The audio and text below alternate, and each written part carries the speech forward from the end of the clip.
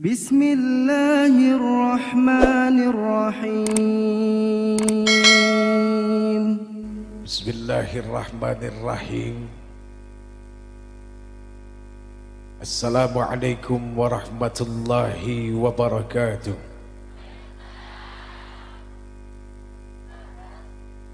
Subhanal malikil quddus, subhanal malikil quddus, subhanal malikil quddus, subhanadzil mulki wal malakut, subhanadzil izzati wal azamati wal haibati wal qudrati was sultan wal kamal wal jamal wal jalal wal kibriyai wal jabarut wala yamutu wala yafutu abada. Subuhun kuddusur rabbuna wa rabbul malaikati war ruh. Semuanya subhanallah walhamdulillah wa la ilaha illallah wa la ilaha illallah wa la ilaha illallah huwallahu akbar. Allahumma salli wa sallim wa barik wa karrim ala hadha an-nabiyyil karim sayyidina wa habibina wa syafi'ina wa qurrati a'yunina wa maulana Muhammad. Diangkat kedua belah tangannya, salatan tukhrijuna biha min dhulumatil wahmi, amin, wa tukrimuna binuril fahmi, wa tudihu lana ma ashkala hatta yafhama innaka ta'lamu wa la na'lam, innaka anta 'allamul ghuyub wa innaka ala kulli syai'in qadir wa ala alihi wa ashabihi ajma'in, amma ba'd. Allahumma anta rabbi, ya Allah, Engkau adalah Tuhanku. La ilaha illa anta, tidak ada ilah, tidak ada Tuhan yang berhak untuk disembah kecuali Engkau. Khalaqtani, yang telah menjadikan aku, wa ana abduka, dan aku adalah hambamu, wa ana ala ahdika, dan aku dalam perjanjianmu, wa wa'dika mastata'tu, dan aku akan berusaha sekuat mungkin untuk menepati janji-janjiku kepadamu. A'udzubika min syarri ma sana'tu, dan aku juga berlindung kepada Engkau ya Rabb dari segala keburukan nafsu yang ada di dalam diri. Wa abu'u bidzambi, dan aku juga mengakui segala dosa-dosaku. Abu'u laka bi ni'matika alayya, aku juga mengakui segala nikmat yang telah Engkau berikan kepadaku. Faghfirli, maka ampunilah aku ya Rabb. Faghfir lana, maka ampunilah kami ya Allah. Fa innahu la yaghfirudz dzunuba illa anta, maka tidak ada yang bisa mengampuni dosa kecuali Engkau saja. Allahumma antas salam semua, wa minkas salam, wa ilaika ya'udus salam, fahayyina rabbana bis salam, wa adkhilnal jannata daras salam, tabarakta rabbana wa ta'alaita ya tal jalali wal ikram. Amin, amin, amin ya rabbal. Hadirin yang insya Allah dimuliakan Allah, amin. Bu,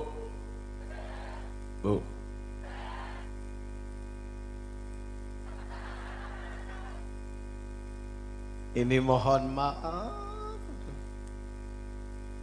yang bicara orang gak bener.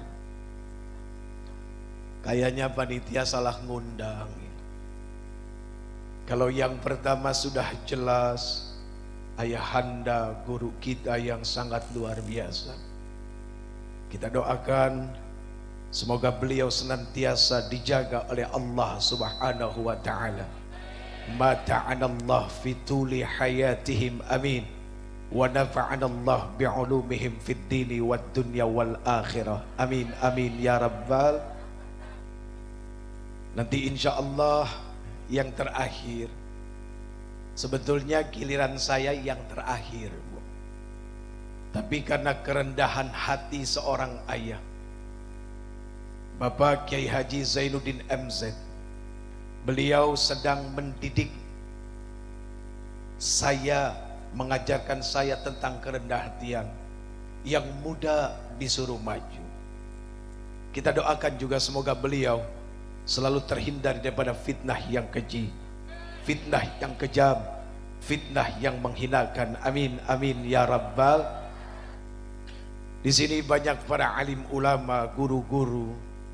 Saya minta ridhonya, meminta ridho kepada semua, mau anak kecil sampai kakek-kakek, dari orang biasa sampai orang besar. Kenapa meminta ridho kepada semua? Karena inilah perkara yang insya Allah akan jadi mulia. Amin. Hadirin, kenapa kalimat pertama tadi hadirin yang insya Allah dimuliakan Allah? Kenapa?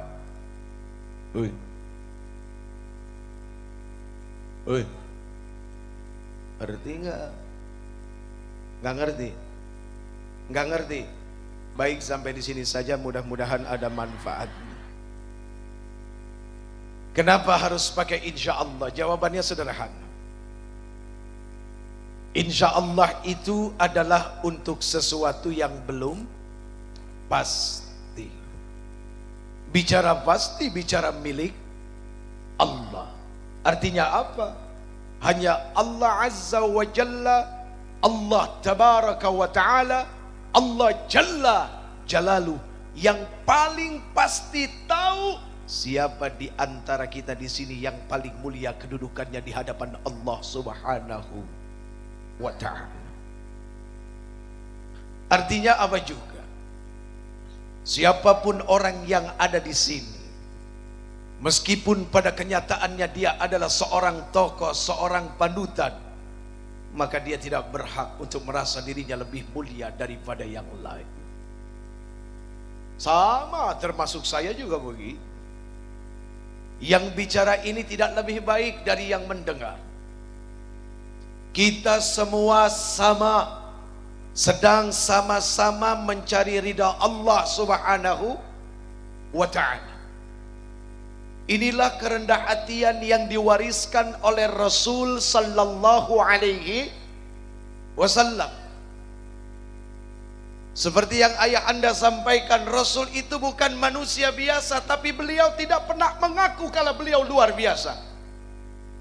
Ini yang luar biasa dari beliau. Kalau tidak percaya, nanti pulang, Al-Qur'annya dibuka, cari surat Al-Kahfi, ayatnya ada di ayat-ayat terakhir.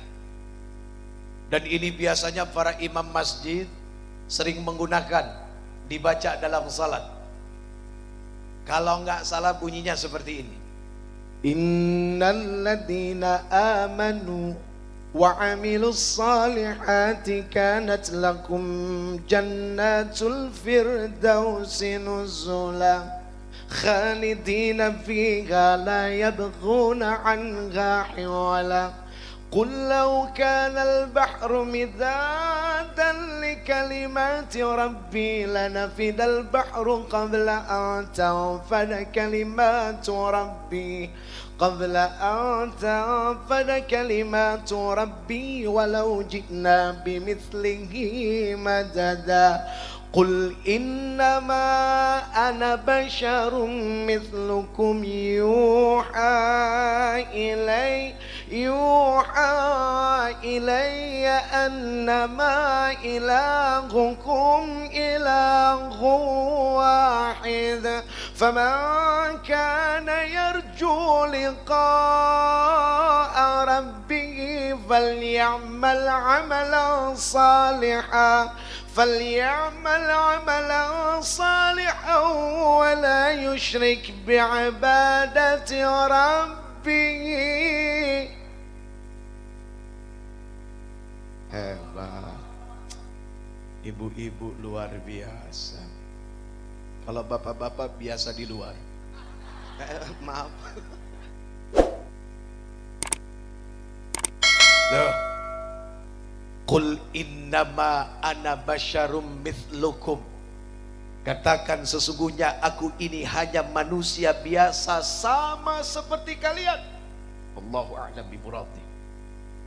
Ini kerendahan hati yang diajarkan oleh Rasul sallallahu alaihi.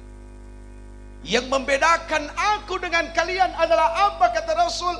Aku diberikan amanah, diberikan wahyu untuk menyampaikan kepada kalian semua bahwa kalian punya Tuhan yang satu. Jelas? Bu? Jelas? Nggih. Inji. Pripun kabare, Bu? Ibu asmunipun pinten? Hah?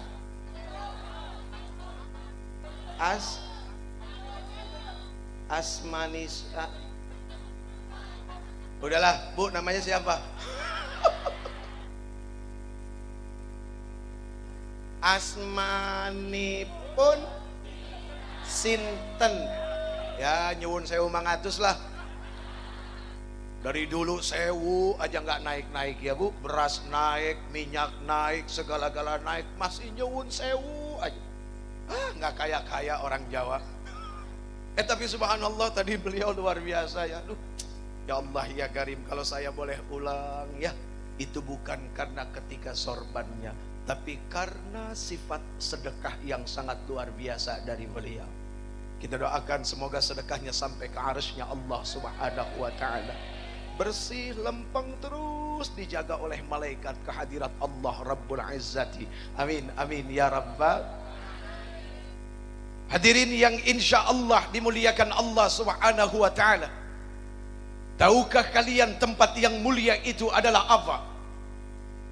Tempat yang mulia itu bukanlah tempat di mana di dalamnya berkumpul laki-laki yang tampan, wanita-wanita yang cantik, artis-artis, bukan.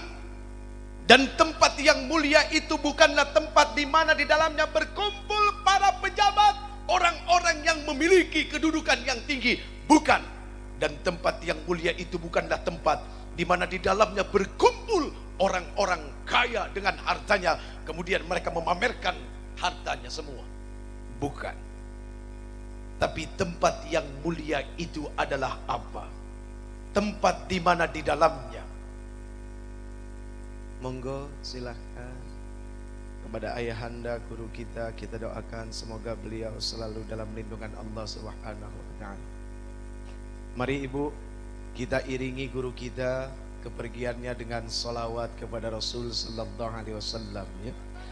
Salatullah salamullah ala taha rasulillah, salatullah salamullah ala yasin habibillah, ala yasin habibillah, salatullah salam. Selamat jalan. Ala Rasulillah, salatullah salamullah ala yasin habibillah, ala yasin habibillah. Yang terakhirnya begitu Bu. Bu, Bu, yang terakhirnya begitu, ala yasin habibillah. Ayo coba. Bisa nggak? Bisa nggak? Ayo, 1, 2, 3. alayas. Makanya lehernya begini. Itu kalau lehernya begini pengaruh gitu. Aduh, Masya Allah. Ini mohon maaf lahir batin, saya tidak akan lama-lama. Paling 3 jam. Ibu-ibu kuat 3 jam? Ibu-ibu kuat 3 jam? Astagfirullahaladzim. Bapak-bapak kuat 3 jam? Paling 5 menit. Yang namanya laki-laki, Bu, hanya kuat pada hayalan, sudah selesai, itu saja. Ya termasuk saya maksudnya. Kan saya laki-laki juga. Oke, kita teruskan. Sampai di mana tadi? Sampai di sini. Ala Yasin, ala manis. Jadi tempat yang mulia itu bukanlah tempat di mana di dalamnya banyak kumpul artis, kumpul para pejabat, kumpul orang-orang kaya. Bukan. Ya, bukan. Ingat, Allah Subhanahu wa taala tidak melihat pada kendaraan, tapi Allah melihat kepada siapa yang mengemudikannya. Itu yang paling penting. Artinya Allah Subhanahu wa taala tidak melihat kita pakai baju harganya berapa. Ya, Bu. Jadi meskipun ibu pakai baju kreditan gitu ya, berapa bulan biasanya bayarnya, Bu? Ini kelihatan nih wajah hutang semua ini. Itu dari jidatnya kelihatan ada tulisan belum lunas, kredit. Nah, jadi seperti itu. Jadi Allah tidak melihat yang dipakai kita apa. Allah tidak melihat jabatan kita apa. Allah tidak melihat berapa banyak harta kita, tidak. Dan itu bukan gambaran satu kemuliaan. Maaf, ketika seseorang dititipkan oleh Allah Subhanahu wa taala, dititipkan ya, bukan diberikan. Ingat, di dunia ini tidak ada pemberian, yang ada titipan. Mana buktinya? Buktinya semuanya diambil lagi oleh Allah Subhanahu wa taala. Kita dititipkan nyawa, besok nyawanya diambil, alias hari ini dititipkan jabatan, besok pensiun. Itu bukti. Hari ini dititipkan harta, besok jatuh miskin. Itu bukti.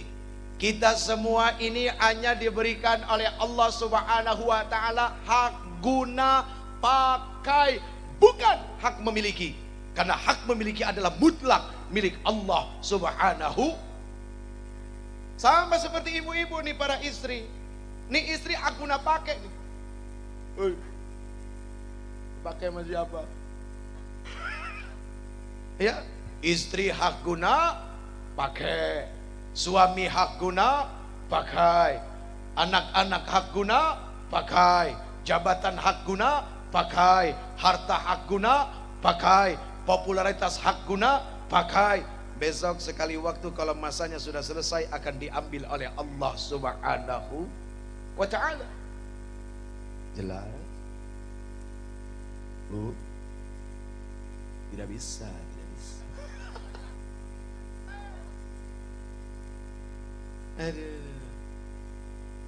5 menit lagi. 5 menit lagi, jam 10:05 maksudnya. Jadi begitu. Ukuran kemuliaan seseorang tidak bisa dilihat dari apapun. Inilah letak keadilan Allah Subhanahu. Jadi yang miskin-miskin merasa terbela. Ini ngomong-ngomong orang miskin apa bukan?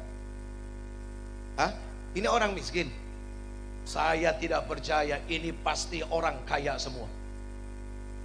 Ciri khas dari orang kaya itu apa, Bu? Pertama, kalau naik mobil kemana-mana, mobilnya ganti, supirnya ganti. Hah? Naik Ancot. Itu baru orang kaya. Kalau masih suka nyupir sendiri, kemudian ngisi bensin sendiri, parkirin mobil sendiri, dibawa bengkel sendiri, nyuci mobil sendiri, berarti masih orang susah. Nih orang-orang kaya, saking kayanya kemana-mana nggak pernah bawa mobil. Ya, Bu, ternyata bapak-bapak, ibu-ibu ini bukan cuma orang kaya, tapi orang yang pemurah. Setiap naik mobil hawanya mau sedekah aja. Bayar, coba-coba aja nggak bayar. Betul nggak? Insya. Lalu pertanyaannya, bagaimana dengan tempat yang mulia? Siapa saja orang-orang yang ada di dalamnya?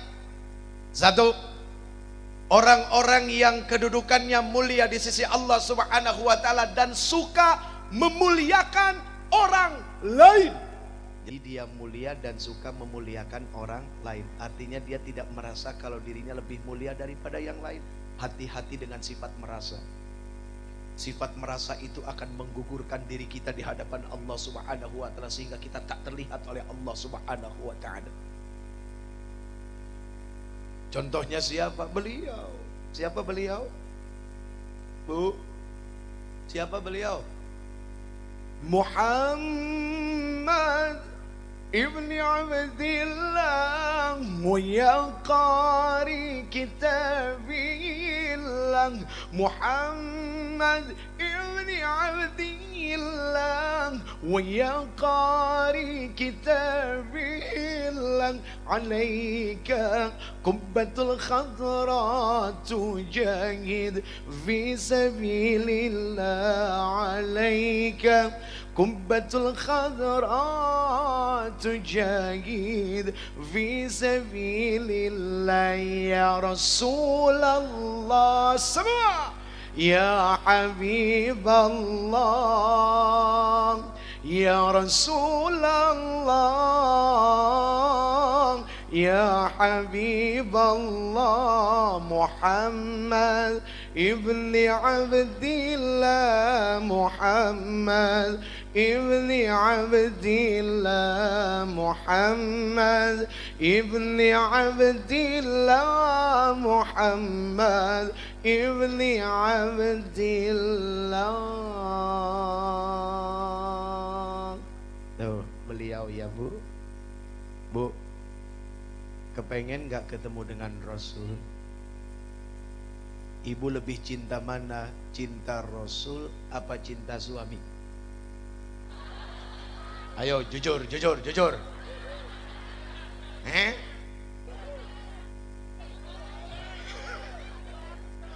Gua nggak nanya malu coy. Oke coy. Gua nanya mak lo. Bu, ibu lebih cinta Rasul apa cinta suami? Dua-duanya. Jadi orang nggak boleh serakah. Kan disuruh pilih satu, kenapa dua-duanya? Giliran lakinya kawin dua dia marah. Disuruh pilih satu bukan dua. Sekarang tentukan sikap. Ibu pilih mana? Lebih cinta Rasul apa cinta suami? Tuh kan jawabannya tetap ngambang. Oke, sekarang begini saja. Ibu, dalam kehidupan ini apakah ibu pernah merasakan bahwa beliau junjungan kita Nabi besar Muhammad sallallahu alaihi wasallam, pernah nggak beliau menyakiti hati ibu? Pernah nggak? Tidak. Suami?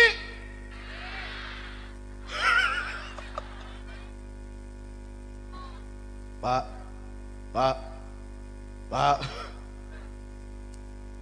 curhat. Ibu-ibu lebay Pak.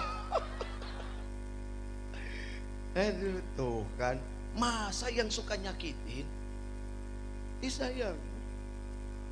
Rasul nggak pernah nyakitin. Ini sebenarnya ini miliknya Pak Kiai ini. Karena saya muridnya, jadi ke bawah-bawah aja yang begitu.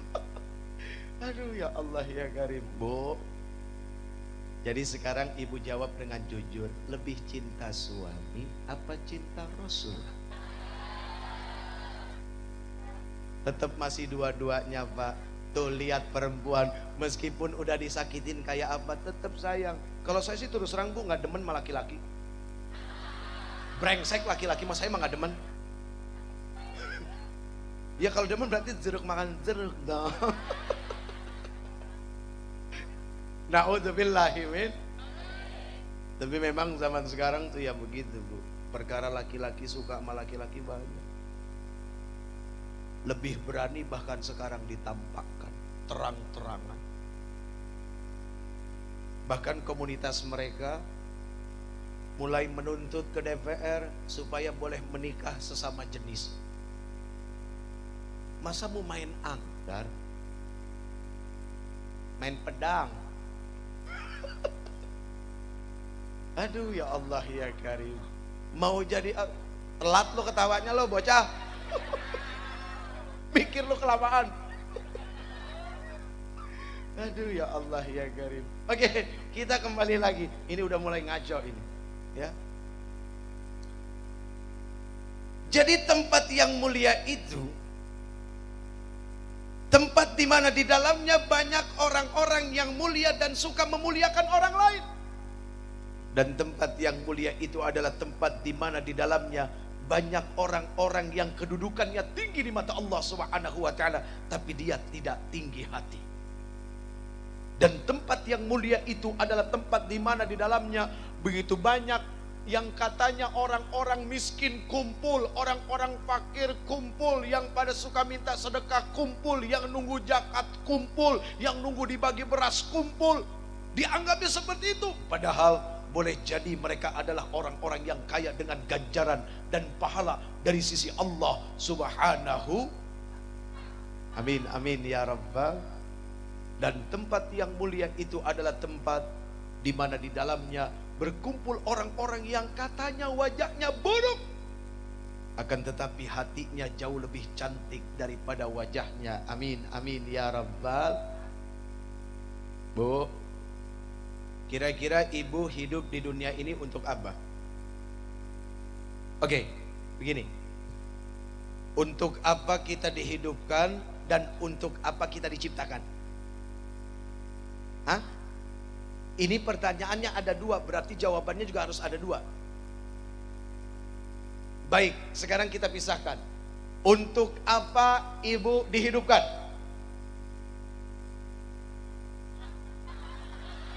Sotoy lo.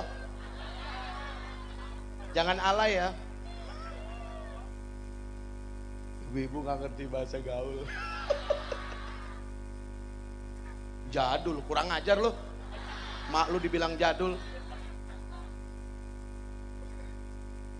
Bu, jahiliyah. Bu. Untuk apa kita dihidupkan? Untuk ibadah. Pertanyaan kedua, untuk apa kita diciptakan? Bingung kan? Bingung kan ibu? Saya juga bingung sebenarnya nanya apaan. Ini pertanyaan sepertinya sama, tapi ternyata punya arti yang tidak sama. Untuk apa kita dihidupkan? Yang pasti kita dihidupkan untuk dimatikan. Loh bener gak?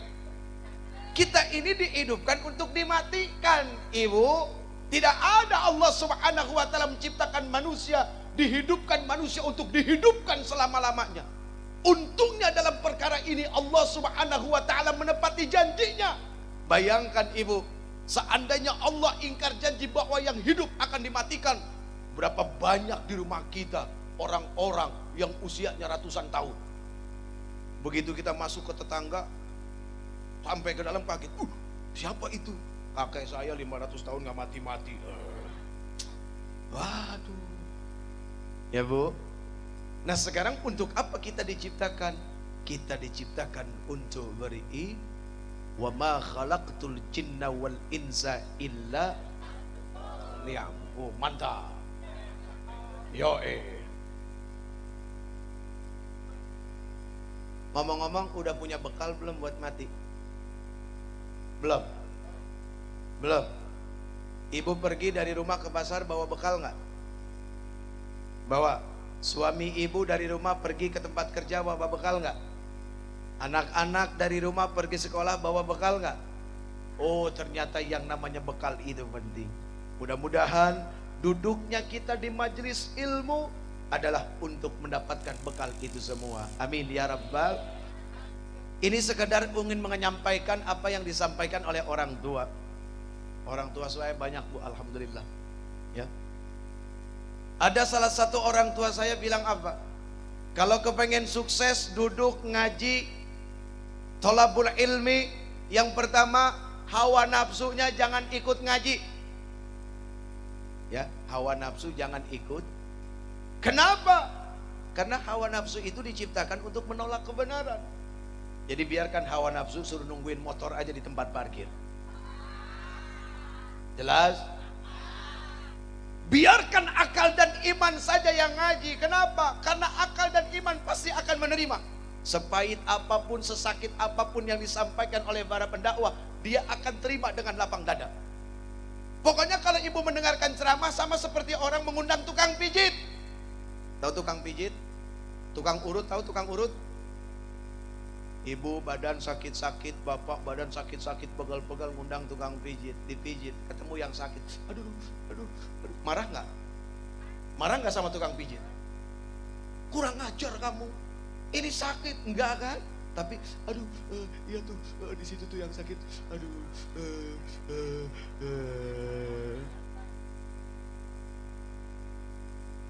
Jadi ketika nanti ada tablik yang disampaikan, ada dakwah yang disampaikan, tiba-tiba itu mengena dalam hati, tiba-tiba itu mengena dalam diri. Jangan sakit hati. Oh, berarti memang jujur dalam diri ada penyakit. Oh, kena nih penyakitnya. Gitu kan? Begitu kena, diterima.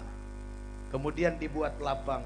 Insya Allah manfaatnya ada. Amin ya Rabbal. Terus kalau duduk di majelis taklim, perkara mata nggak usah terlalu pusing, perkara telinga yang paling penting. Kenapa? Kalau kita duduk di majelis taklim mengutamakan penglihatan, maka yang muncul dalam kita, dalam otak kita adalah apa?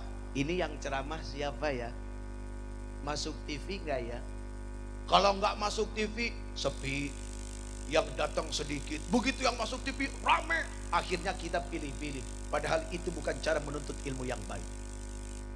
Tapi ketika kita menggunakan telinga, nggak peduli yang mau datang masuk TV apa tidak, yang penting manfaat ilmu yang disampaikan, itu yang diambil. Jelas? Jelas? Di dalam dunia ini mana yang paling kita utamakan? Penglihatan apa pendengaran? Hah? Pendengaran apa penglihatan? Ibu duduk di tempat ini perlu pendengaran apa penglihatan? Seandainya yang kumpul semua di sini orang buta, jadi masalah nggak? Tapi seandainya yang duduk di sini orang budek, jadi masalah nggak? Jadi masalah. Budek bahasa Jawanya apa, Bu? Hah? Orang mudeng. Orang kelungu. Hah? Iya. Ah, itu. Jadi sukses menuntut ilmu itu adalah itu. Insya Allah nanti pulang kasih manfaat. Baik, kita masuk ke tema sekarang. Hari ini kita akan bicara tentang Rasul seperti apa. Wah, kalau pengen ngambil contoh sudah sangat luar biasa Rasul. Sebagai seorang pemimpin contohnya ada. Sebagai seorang jenderal di medan perang contohnya ada. Sebagai seorang imam contohnya ada. Sebagai seorang kepala rumah tangga contohnya ada. Sebagai seorang sahabat contohnya juga ada. Sebagai seorang pengusaha contohnya juga ada. Apa yang tidak ada dalam diri Rasul sallallahu alaihi wasallam? Semua ada, komplit, sangat luar biasa. Contoh, ini yang paling ringan saja bicara urusan rumah tangga ya Bu. Ya Bu. Ibu kepengen gak suaminya seperti Rasul? Coba dijawab yang kompak dari ujung sampai belakang. Ibu, mau tidak suaminya seperti Rasul?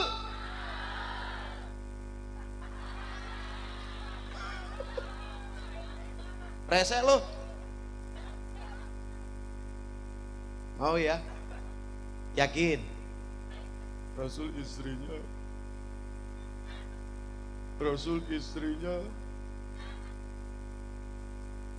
mau suaminya seperti Rasul. Wah, tadi mau, sekarang tidak mau. Ini bagaimana sih? Kejebak, Pak. Bukan itu ya. Itu kalau itu perkara yang nggak usah diomong-omongin tapi dilakuin saja. Asal, mama. Begini, Rasul itu adalah manusia yang pandai mendidik diri, bukan mendidik orang lain. Karena kehebatan Rasul, kekuatan Rasul, kepandaian Rasul mampu mendidik diri, akhirnya orang-orang yang ada di sekelilingnya secara tidak sadar terdidik dirinya. Ya. Tuh. Yang kedua, ini contoh luar biasa. Sekali waktu Rasul sallallahu alaihi wasallam pulang ke rumah, kemudian Rasul mengucap salam, "Assalamualaikum." Kemudian istrinya mendengar, menjawab, buru-buru dibuka pintu. Tapi apa yang terjadi? Ibu istrinya Rasul bersembunyi di balik pintu. Jadi begitu dibuka, ini si Rasul, jangan kurang ajar loh. Si Rasul loh. Oke coy. Peace. Begitu dibuka pintu, sembunyi bu istri Rasul. Rasul masuk. Aina zaujati? Mana istriku? Ya Khumairah, wahai pipinya yang kemerah-merahan. Kemarin ada seorang istri ke rumah saya, pipinya merah, habis ditabok sama suaminya. Buang. Itu kalau yang suka dipakai di pipi itu apa? Di sini apa sih namanya? Blush on ya? Blush on ya? Ada perempuan blush onnya nggak hilang-hilang bu, selama sebulan sama suaminya. Itu blush on abadi namanya ya. Allahu Akbar. Bersembunyi istri Rasul di balik pintu. Begitu Rasul masuk, pelan-pelan dari belakang.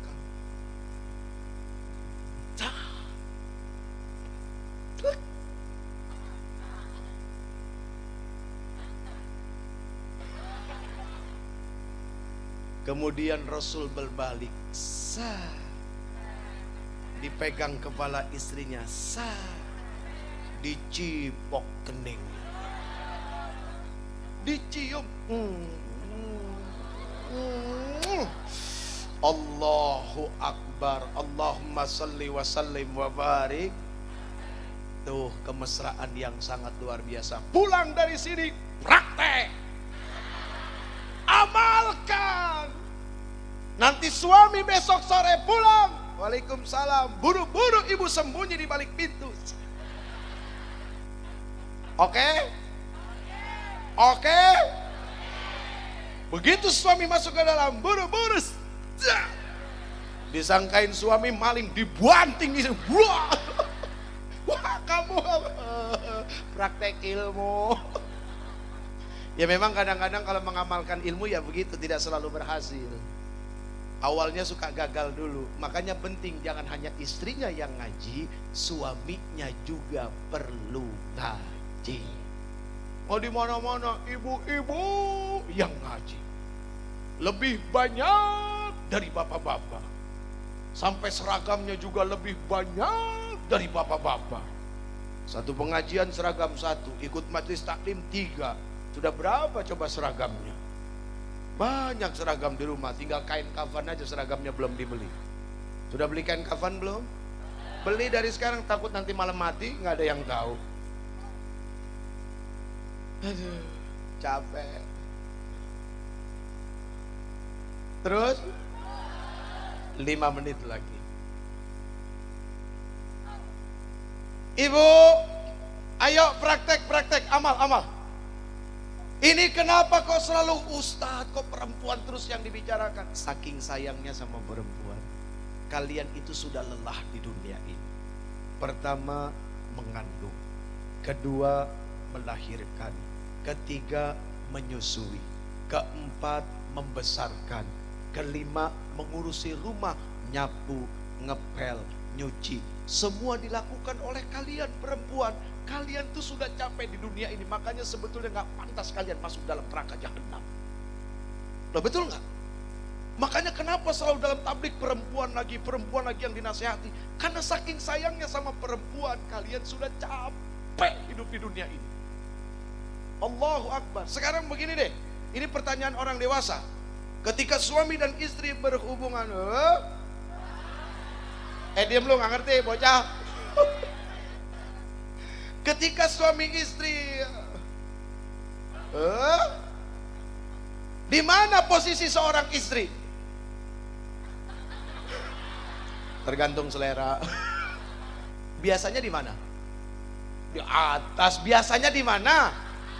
Di bawah. Artinya apa? Siapa yang menahan berat beban badan? Istri. Seberat apapun, segendut apapun suami, ditahan oleh istri. Oh, berarti siapa yang lebih kuat sebetulnya? Perempuan daripada laki-laki. Ditusuk nggak mati-mati coba. Wah, perempuan memang luar biasa. Aduh, Masya Allah ya. Di dalam dirinya ada kehidupan tuh, contohnya berapa bulan Bu? Hah? 9 bulan. Tuh lihat, di dalam dirinya ada kehidupan.